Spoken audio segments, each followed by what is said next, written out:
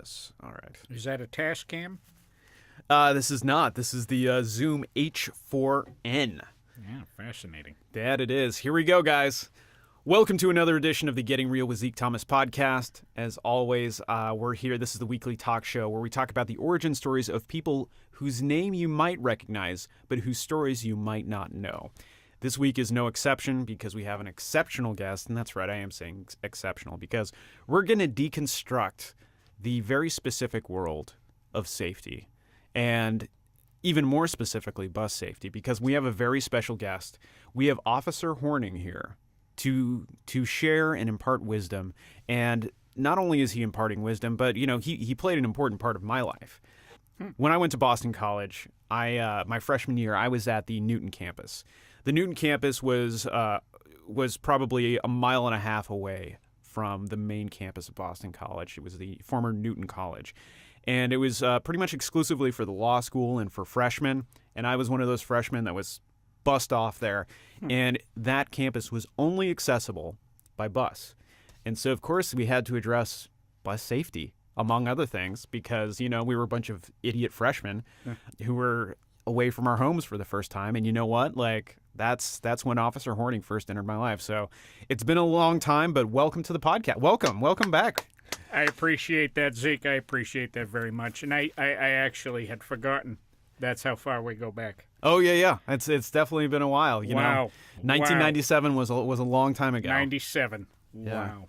Seems like 3 lifetimes ago. Yeah, it certainly was. I mean, and that's only me as a student. So, again, thank you for coming out and doing the podcast, taking time out of your busy schedule. It's my pleasure. It's I've traveled this great nation from the easternmost point of Maine, which happens to be in a town called Lubeck. Mm-hmm. West Quoddy Head Lighthouse stands right upon it. To the westernmost point of Hawaii, to across this great land, talking about safety. It's my passion. Up, down, left, right.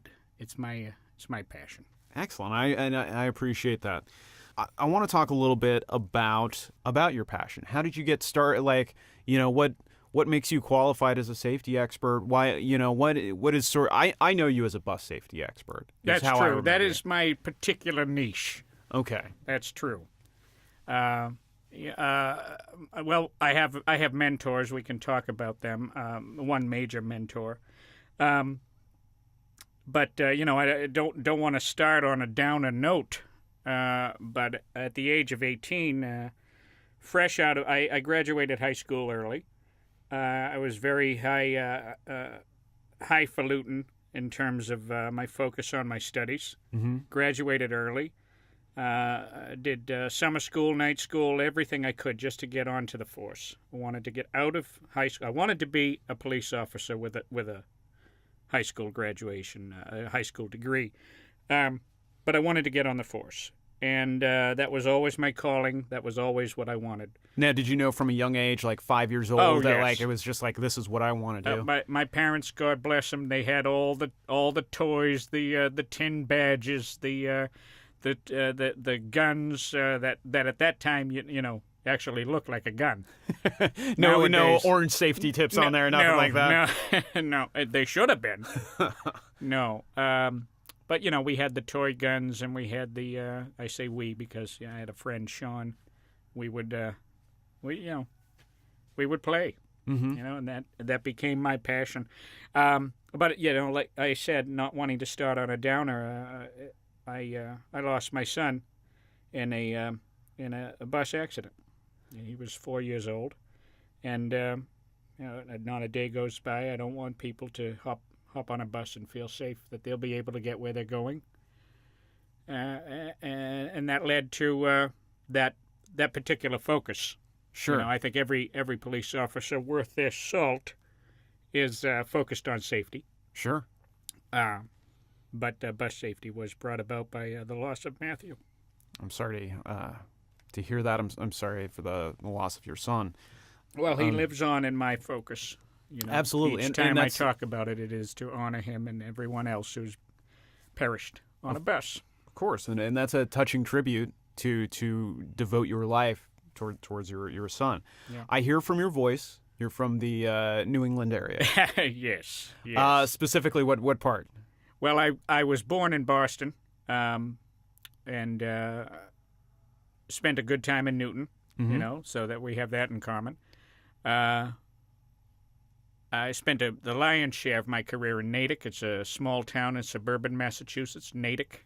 I know it well. So it's an Indian word meaning land of hills, many hills. That is true. Natick. Good old Natick. Often pronounced Natick, which is wrong. Everyone in Natick will tell you. There's a street in L.A. I drove past it, Natick Street, Natick Ave.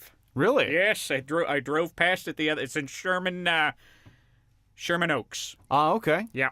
So you got a little touch of the... I drove right past it. I nearly got in an accident. I'd never seen Natick outside of Mass. I think there's a Natick in Rhode Island. Is there? I think so. I got it. Yeah.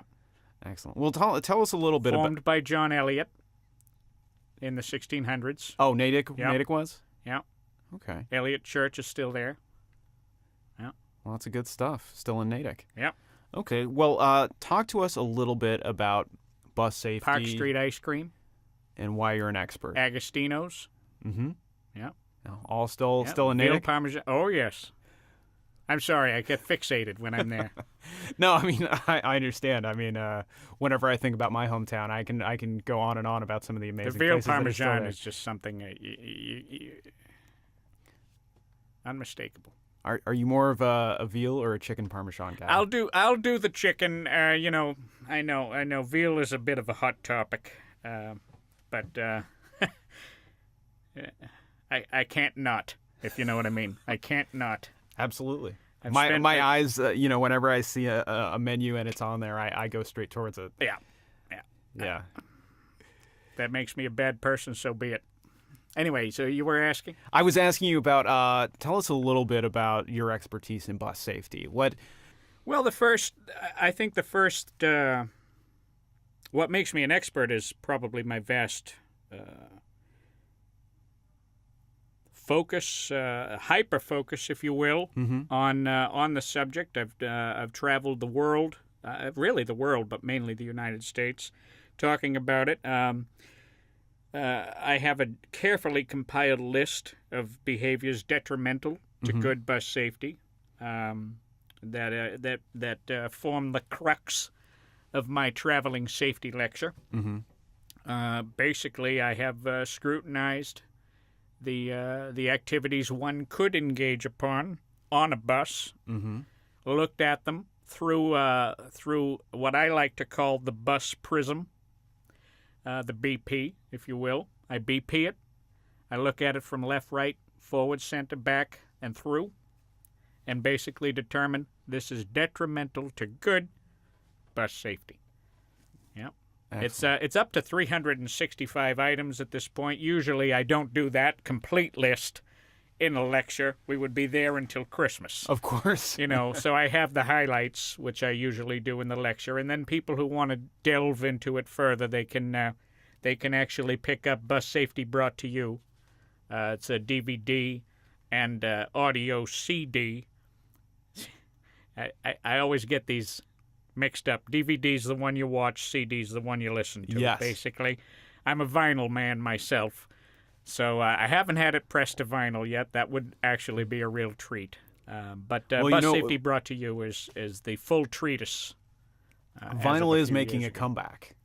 Is it? Yeah, it is, especially with the hipster community. I don't know if you're familiar with the hipsters of the world. But therein lies a difficulty because most behaviors engaged in by the hipsters are detrimental to good bus safety.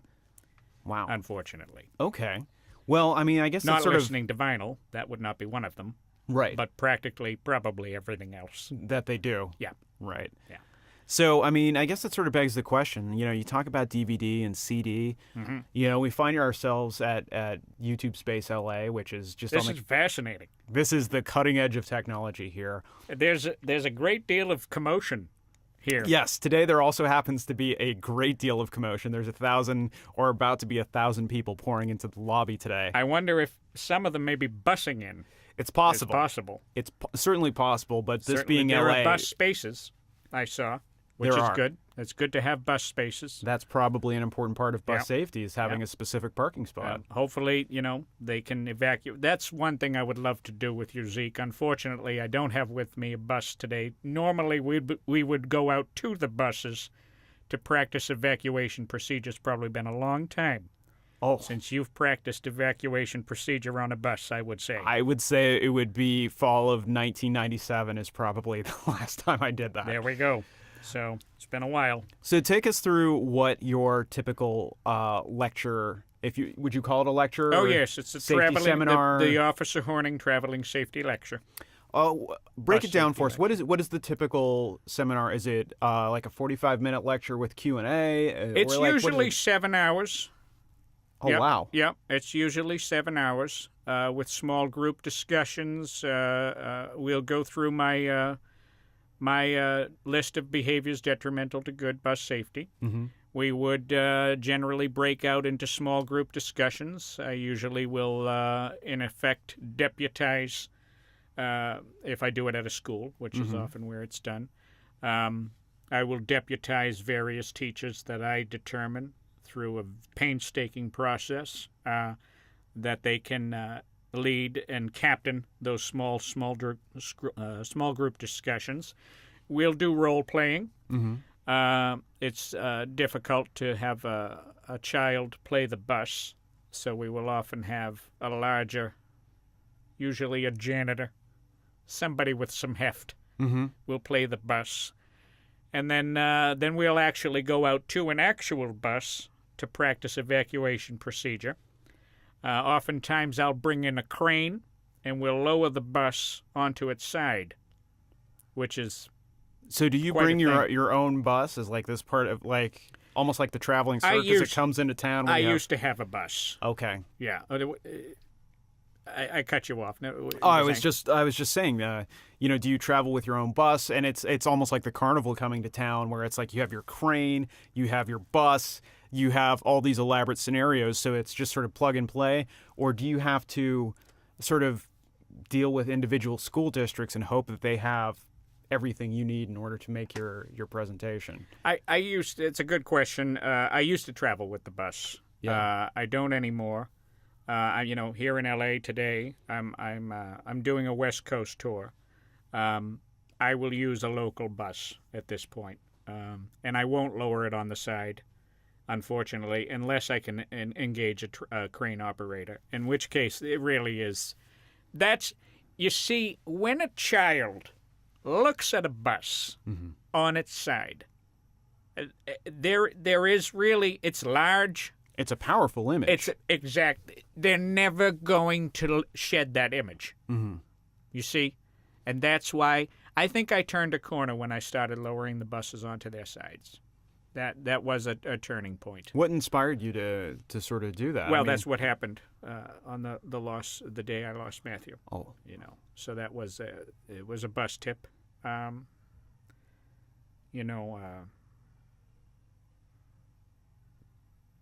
I guess I.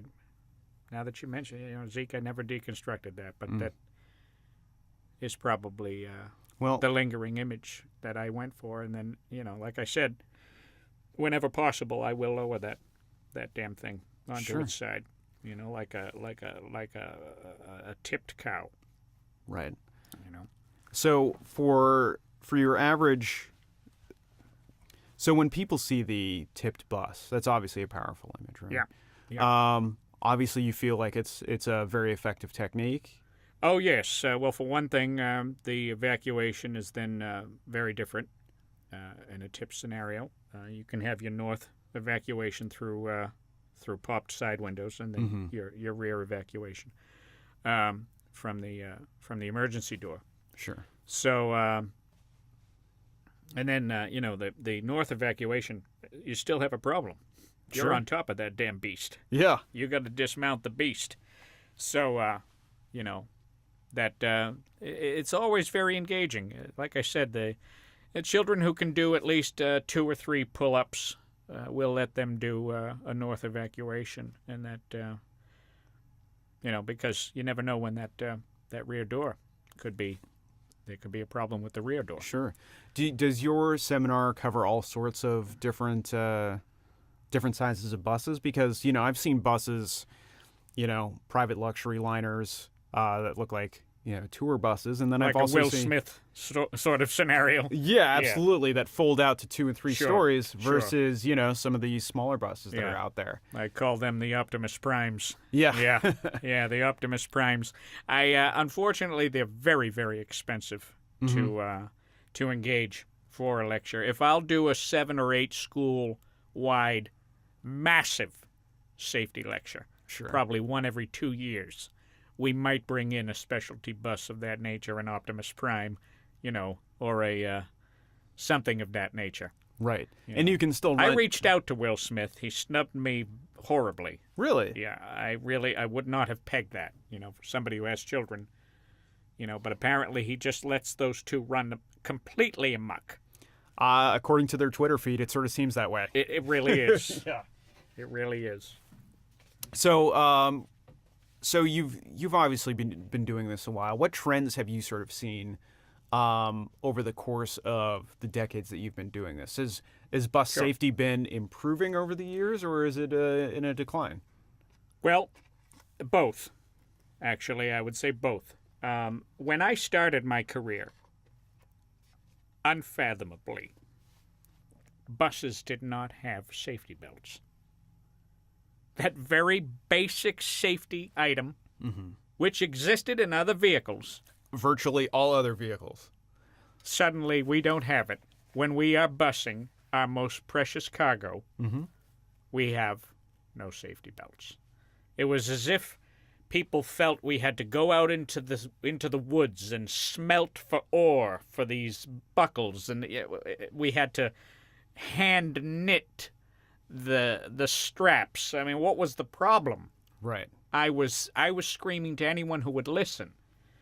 In Massachusetts, and Massachusetts, I've always felt, has been, was founded by the Quakers and the Pilgrims and very uptight communities where even the most innocuous of activities was not tolerated. So you would think, with a community so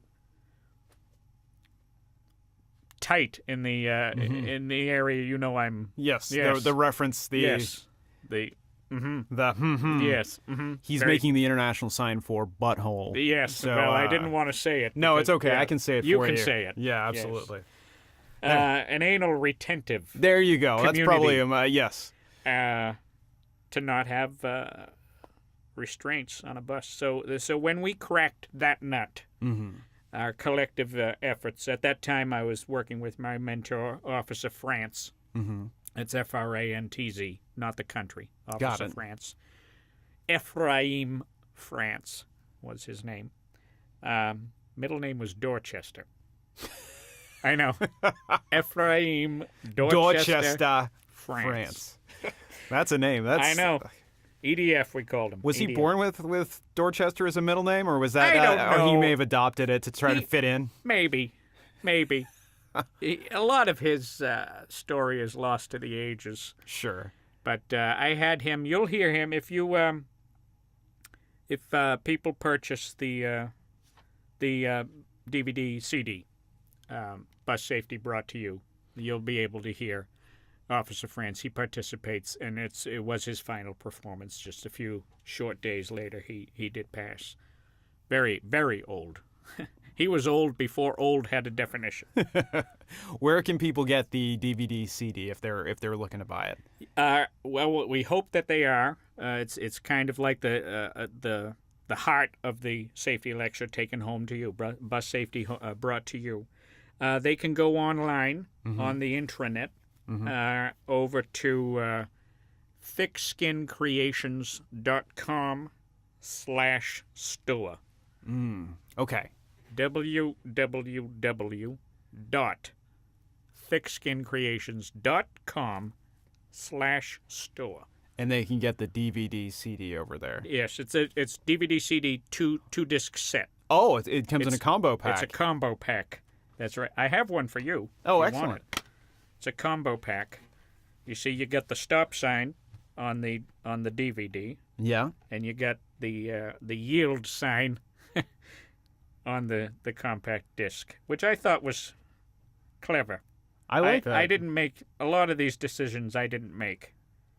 Well, but, whoever you have working for you is a really smart person. Oh, well, that's very kind of you to say. I'll pass that along to them over at Thick Skin Creations. Yeah. No, this is great. Yes. Yeah, it's a beautiful design. I highly encourage you guys to check it out. It's incredible. And yeah, I mean, have you guys thought about digitizing this at all? Maybe putting it in an MP3 or video format like an MP4 and sort of trying to reach the new generation, like our friends the hipsters, the millennials, as they call it, or even the new guys that they're officially calling like Generation Z that are even younger than them. Wow. We're going to run out of alphabet. We are. They're going to start looping. What are they going to call them in the 2020s? Well, I wish I could reach this crowd of YouTubers, and I suppose that's a great idea. You could download. Is that the term? That's exactly the term. You could download the performance. It's interesting. The video, the DVD, it has me in the studio going in, so it's kind of a self-referential kind of deal. Okay. I'm in the studio recording, and then you get to meet the person that recorded us, and it's clever. It's clever. Whatever reaches the people. So I'll talk to absolutely whatever gets the message out there, because sure. You can like Thick Skin Creations on the Facebook. You're on social media. I am on the social media. I've got the Facebook. Okay, yes. Excellent. Have you sort of reached out to Twitter or the Instagram or the? I have not twitted. Okay. I haven't twat. The past tense of tweeted. Tweeted. Yes. Okay, I have not tweeted. And I haven't done the what's the one that looks like a Polaroid camera? Instagram. Right. No, I haven't done that. No problem. But okay, so great. So everybody should go out and check out your Facebook page. Officer Horning. Officer Horning on Facebook. Okay, that's great. I tried to do Sergeant Major Officer Corporal Admiral Horning, which really is technically right. But I was advised against it. Yeah, there's a certain best practices that people definitely advise against, and that's probably one of them. So speaking of social media, have you done a podcast before? This is my first. This is my first podcast, which is clever. Did you make up podcast? I did not. It sounds like broadcast. No, it sounds exactly like broadcast. It's assonance. Yeah. Yeah, it's clever. I did not coin the term. You should have. I wish I did. Well, you're a clever lad, so I wouldn't have put it past you. Yeah, no, I'm actually a little bit late to the podcast game. Podcast started, probably 7, 8, 10 years ago. Really? And only really have sort of gained traction within the last 5 years, and it's just another way of reaching people on their own time. Wow. You don't have to do when you and I used to listen to the radio, if you didn't hear it at that exact moment, precisely, it was gone. Precisely. And I did many radio appearances, and I reached a lot of people, but I was always thinking about who I was not reaching. So you're right. Yeah. You're right. So in a way, being here, I know you bring in people, and you of course need guests, but really this is a service, Zeke. This is a service you're providing. I appreciate that. Thank you. And I always try to I'm very grateful. No, I am grateful that you were here. So I appreciate that. So I wanted to talk a little bit about some of your key points. Your basically the crux of your safety lecture. What are some of the things that we should be aware of? Well, what we could do, I could share with you the list. My carefully compiled list of behaviors detrimental to good bus safety. Sure, absolutely. That would be fun. That would be great because, I feel we would be doing a disservice if we didn't go through them. I appreciate that. What do you got there? What's that there? Oh, just some of my own concepts on bus safety that I did a little bit of research. I like to prepare for my guests, so I have some I have my own list. Well, That's interesting. It's been a few years, but you did strike a chord with me way back in the day, and I started. Once I got you scheduled for this podcast, I was like, you know what? I think I've come up with some pretty good ones myself. Well, all right. Well, I will tell you, my list is a pretty extensive, carefully compiled list. Not to squelch your reaction or your instinct to think of your own, but there's a good chance I may have already covered it. But you know what? If you want, what you can do is you can chime in occasionally. I will do my best. I will try not to repeat anything that you already have on there. That would be redundant. Yeah, we wouldn't want that. Right. So there's, if I already nabbed them, what can I tell you? I'm sorry. No problem. But that's very nice of you. Thank you. It's very very James Lipton of you. Very good. Okay. Ladies and gentlemen listeners, boys and girls listeners, my name, again, is Sergeant Major Officer Corporal Admiral Horning. You can call me Officer Horning. I'm going to be talking to you a little bit today with Zeke Thomas about good bus safety with a carefully compiled list of behaviors detrimental to good bus safety. They could include rambunctiousness, roughhousing, gentle housing, horseplay, gunplay, play in general, Play-Doh fights, food fights, fist fights, spitting without being part of a fight. Oh, I have one. Standing forward of the white line.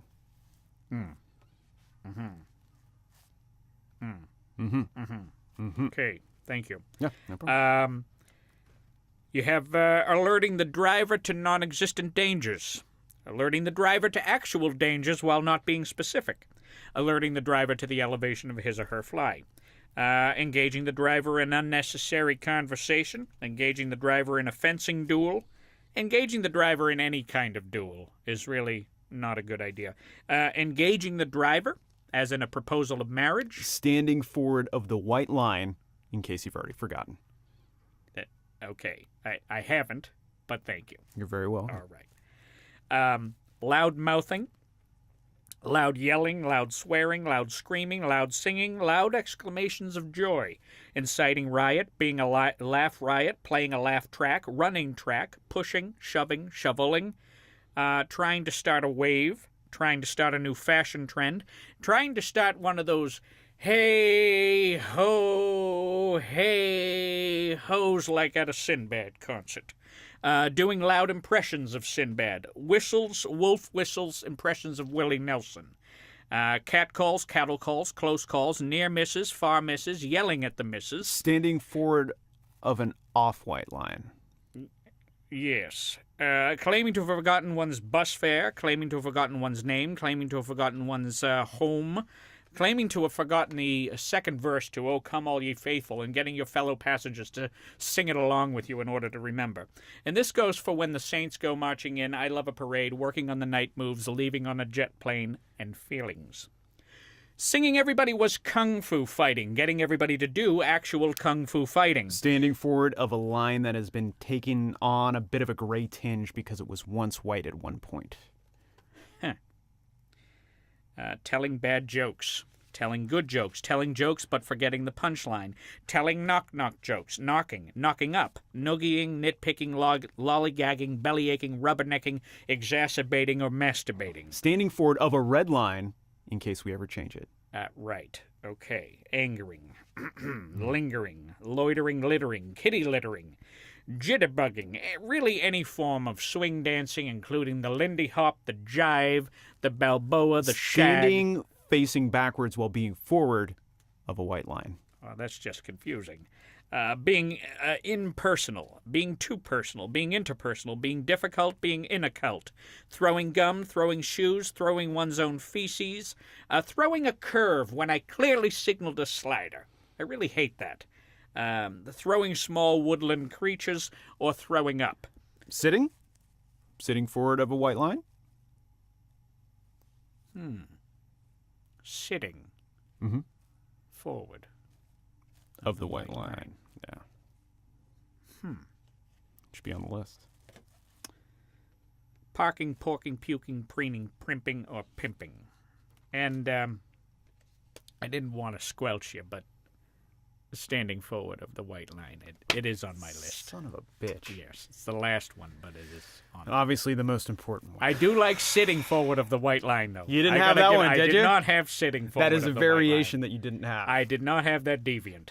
Now, of course, That is I clever. clearly didn't have the baseball reference of throwing a slider as opposed to a curveball or I really vice hate versa. that. I really hate. If I signal it, give it to me. Yeah, no, of course. You know- know, I didn't shake it off. Exactly. We don't need another Buckner scenario. Of course not. Are you a fan of baseball? Thank you for that, by the way. I appreciate your solidarity in that regard. Absolutely. Are you a fan? Baseball fan, yes. Oh, my whole life. Red Sox? Red Sox, of course. Yeah. Of course, yeah. I used to go with my father, Periwinkle Honing. Great man. Great man. Great man. He was Periwinkle was his first name or first name? Periwinkle. Periwinkle. I know. Strange. It's my middle name. Oh, really? Yeah, Randall Periwinkle Honing. Almost as good as Dorchester. I know, Dorchester. I really felt like while I was in Boston, maybe I should have, added I have a tendency to change my nickname, my middle name, because I had lazy parents. They were just like straight up Zeke Thomas, no middle name. Really? And so I've been, My father had no middle name by design, yeah. Yeah. So like what I find myself doing is whenever people ask me for one, I just make one up, whenever possible. What are like, some of your more funny... Lately on social media, I've been known as Zeke and Destroy Thomas as my clever. current one. That's clever. Of course, not safe, but clever. No, absolutely. I've been Zeke Alien Thomas. Sure. I've been Zeke Teeth Thomas. That's clever. For no other reason. That one's got some teeth. It does. It's got a little bit of bite to it. Yep. Whatever sort of, it depends who's asking and why they're asking. And So if you were at a bus safety lecture, what would you go with? I would, if I knew that you were doing it, I would probably go with Zeke, no, not Dorchester. I'd probably go with Zeke Worcester Thomas. Worcester. Sure. Just as My mother was from Worcester. Yeah. Yeah. Great city out there. Martha Horning. Oh, yeah. Yeah. She go to Clark out there or Clark Sorry? University? She applied. She okay. applied, but then she got preggers. She was harboring a fugitive. If you know what I mean. I do. She had. My dad had slipped one past the goalie, so she ended up not going. Yeah. She was up the duff, as they say, across the pond. Is that how they say it? That's how they say it, up the duff. I'm going to. It was actually very difficult for my parents to conceive. My father had a legendarily short member. Basically, he really just had a head. Was it like a farming accident or just a no? genetic It was thing? genetic. Thankfully, one not passed along. But you read my mind. Yeah. No, he had just a head, and it was very difficult. They ended up having to do a siphoning process and use a turkey baster. This was very, very, very low tech siphoning process. But obviously it worked. Yeah, I mean, it did. No ill effects. Yeah. Yeah, but they worked really hard at that. So when they finally conceived, yeah, that was their whole focus. I was their whole focus. And I tried to do that with my children, but do you have any siblings?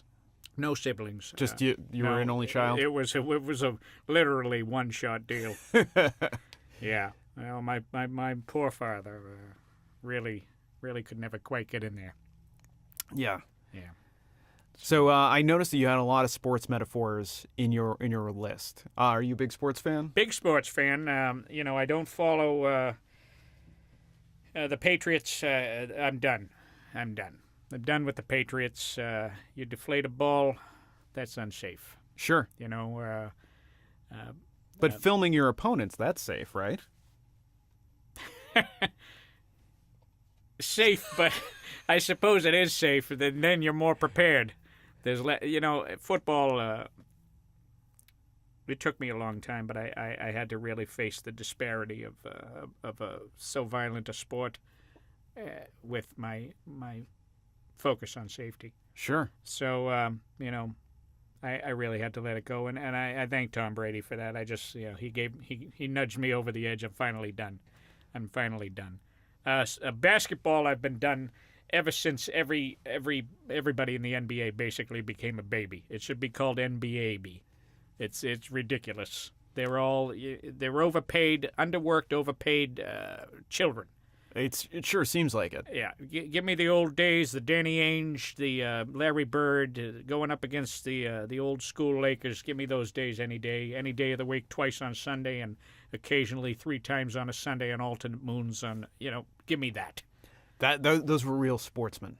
Exactly. Now Serena and Venus, this year, Serena and Venus, what a story! Captivating. You can't write this stuff. Absolutely fascinating. I love what they've done for the sport of tennis. Short of getting beamed in the head, it's a fairly safe game and very enjoyable to watch. Sure. Well, and I feel like that's what's really missing from a lot of modern sports is compelling storylines. That's ultimately what it comes down to. Why do you care about the Celtics versus the Lakers? Compelling storylines.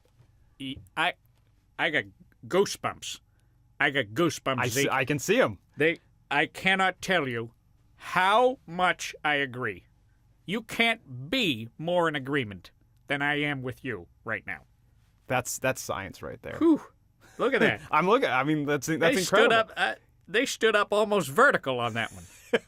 Absolutely. He nailed it, people. For the listener at home, there is literal, goose flesh, That is significant goose flesh. Goose bumps, monkey skin, depending on where you grew up. That's literally what we're looking at right now. Yeah, and it's not going down either. Yeah. That's going to be that way for a while. You nailed it. Well, looks like the inside of a chicken. Yeah. My goodness. But I mean, that's what's interesting about sports is that that's why we cared so much about them then. Absolutely. And now with Venus and Serena, now again, how many people really care about women's tennis or the men's side? I didn't.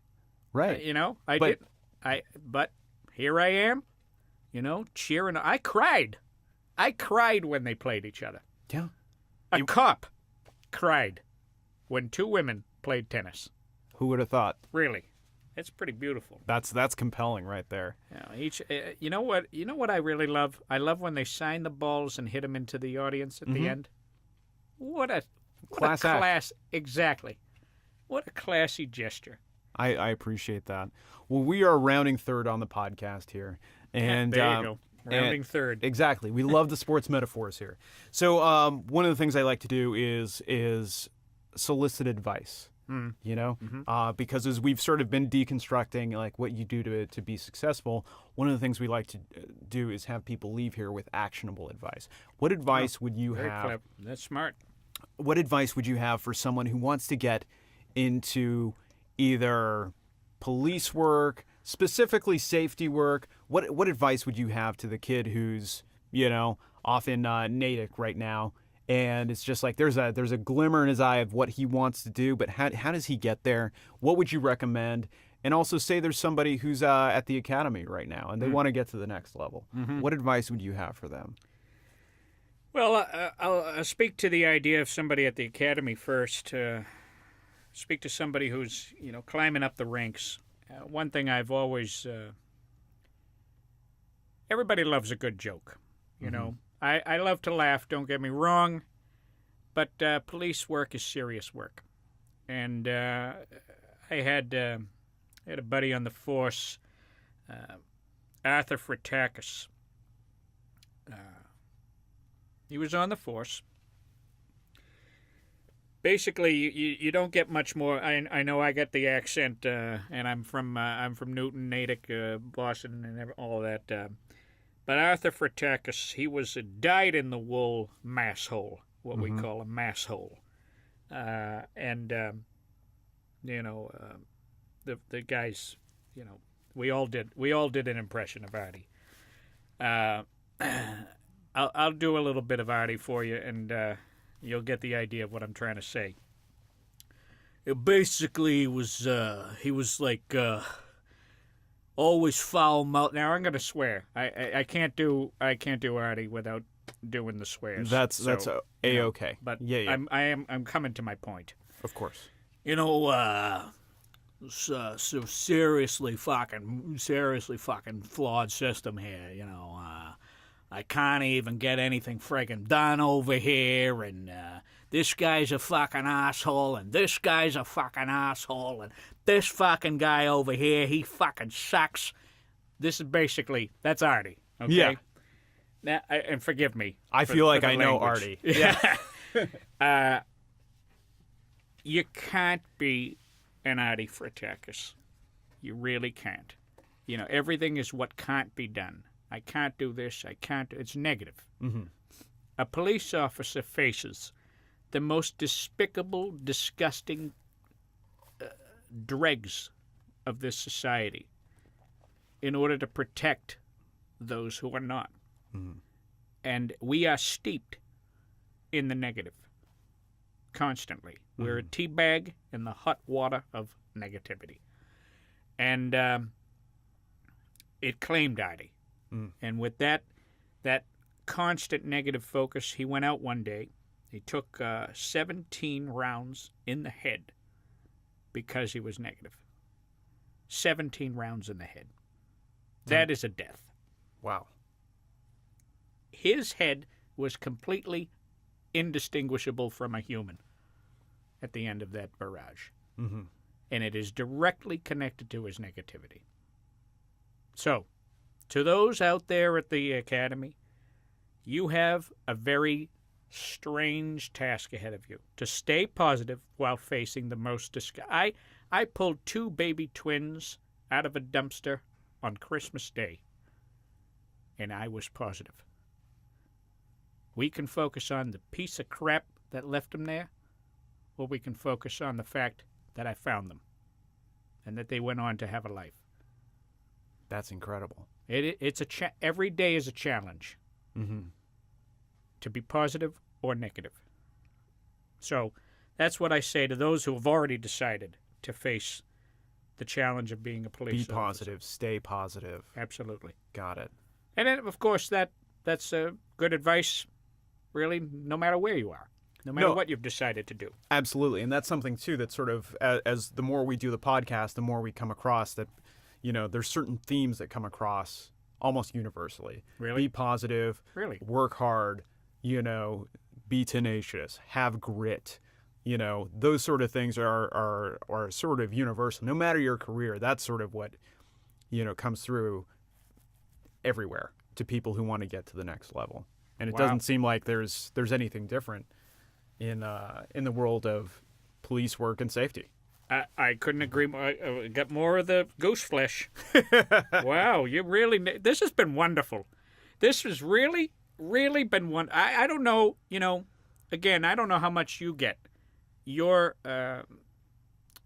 appreciation thrown back in your direction, Zeke, but what you're doing here, bringing in the people and highlighting person A, person B, person C, and what you were talking about, compelling stories. Mm-hmm. Thank you for treating mine as such, and what you do here, I would call you a glorified Klieg light, basically. You shine the light one person at a time. And hopefully what probably you're noticing is you take the best of them in that time and highlight it. So to anyone, looking to get into safety, look at your actions. Look at each and everything you do. There's a kernel of something detrimental, mm-hmm. and there's a kernel of something positive. Don't downhill ski. That should stop. Really, just don't do it.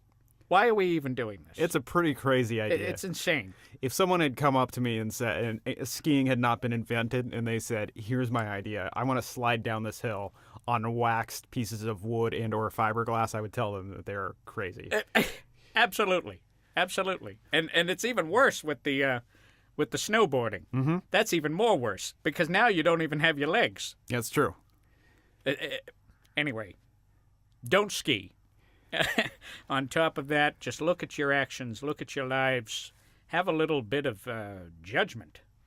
Don't text while driving. My goodness.